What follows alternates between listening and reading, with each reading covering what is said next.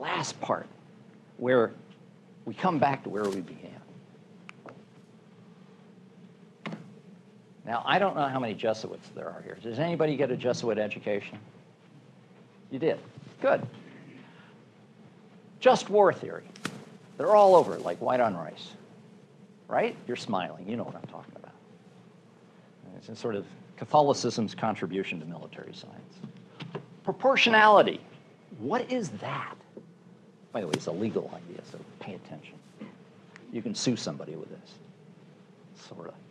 The idea is that if you're going to kill civilians, and you know it, and you're a military commander, you've got to make a calculation that if you're going to kill civilians or even damage civilian objects, think the Washington Monument, let's say, we'll get back to that, you have to make sure that that damage is not in excess to what direct military advantage you might get. So in other words, you get to kill some people, you get to destroy some portion of the Washington Monument, but only in proportion to how much military value you get out of the rest of the bombing.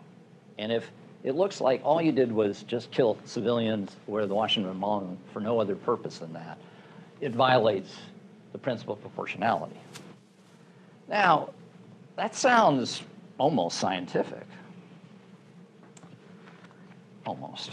I think it's a little loose. Maybe that's the way to think about it. I mean, generally, if you win a war, what do? You argue that whatever you did when you killed some civilians, well, that was proportionate, you know, because we won the war. And if you lost the war, you look at that and go, no, I don't think that was proportionate at all. Funny that. I understand that the Polish national anthem has a line in it that says, "We are not dead yet." He nods. The Poles understand this. Anybody who's human knows we're going to die, and so actually we're all losers. And if they've ever lost, they get that point. And they look at this and go, yeah. I have a favorite example. Let's use the proportionality argument in a kind of perverse way. How many of you remember or know any history about the pleas of some Jews to our government to bomb the railheads going into the camps? Well, if you don't, read about it. Real interesting. What was the decision?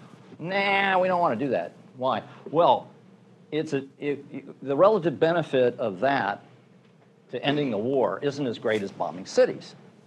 And so we don't want to divert any resources for that. I got to say, as a non-practicing Jew, that kind of doesn't sit well. Something about like being Polish. You see things differently, right? But that's what they argued. And of course, one of the great debates is, well, does that really work? I mean, yeah, the bombing of the cities helped, but did it help so much you couldn't divert a bomber or two for the railhead? They argued that. Now, you could say, well, what's that got to do with us? I'd say a lot for a couple of reasons. First, if you really believe in arms control, you want to get down to low numbers, it seems. By the way, a form of arms control. You can tell I may not be on board with this form of arms control.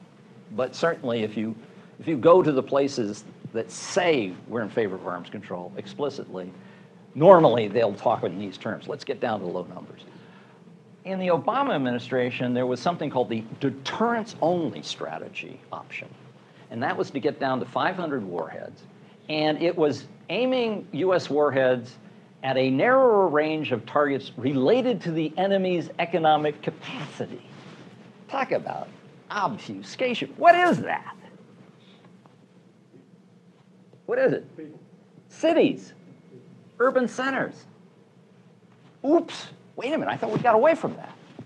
So, you know, we had to threaten to kill everyone so we can have peace, I guess, roughly. Here's another version of this. The British have forsaken military targets and will achieve deterrence by threatening explicitly or implicitly to destroy the enemy's cities. This shift from military to civilian targeting, by the way, they don't have so many warheads. That's part of it. Which seems barbaric. Yeah, well, it does, doesn't it? It sounds pretty awful. Would you really ever want to do that? is the future path to zero. Now, I guess we've gotten beyond the enthusiasm to zero. Now we're all about competing. What is the nation state that Americans love to hate right now? Name one or two. Okay. Oh, you are not on board. You're talking like somebody wants force structure.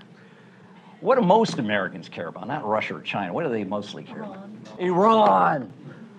Don't you read the papers? You talk to anybody? Don't you read the National Defense Strategy? Yeah, well, that's what I'm telling you is that's out of touch with the average American. Iran and North Korea. But let's talk about Iran for a moment. There was a poll taken. I'm not wild about polls, but the poll was taken, and it said that 69% of Americans were willing to bomb Tehran and kill 2 million people in response to an attack they might make on an aircraft carrier that would kill 2,000. 2,000. Oh, well, do the recommended reading. Actually, the required reading. It's there. Okay? Reading will set you free. Make you a spy, make you a problem, but it'll do all sorts of things. What's interesting is the softer version of this is, well, slightly more would be willing to only kill 100,000 with conventional bombs. What does that tell you? Let me end on this note. Try to give you an image, something to think about. Please tell me which one is the act of justified proportionality and which one is a war crime.